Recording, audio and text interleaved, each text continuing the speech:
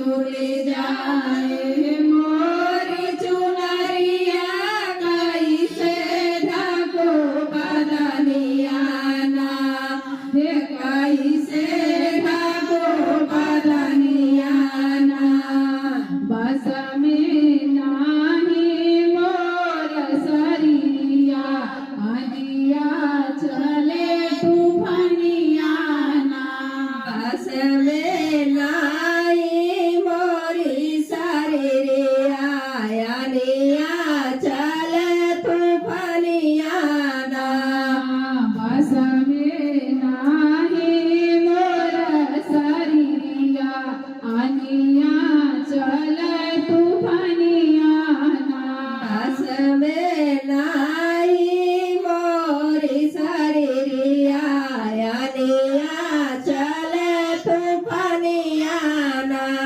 आनिया चले तूफानिया ना यानिया चल तूफानिया ना बस में नाई मोरी शरीरिया यानिया चल तूफानिया ना बस में नाही मोरी शरीरिया यानिया चल तूफानिया ना पूर्व से आवे चढ़ल बदरिया आदिया चला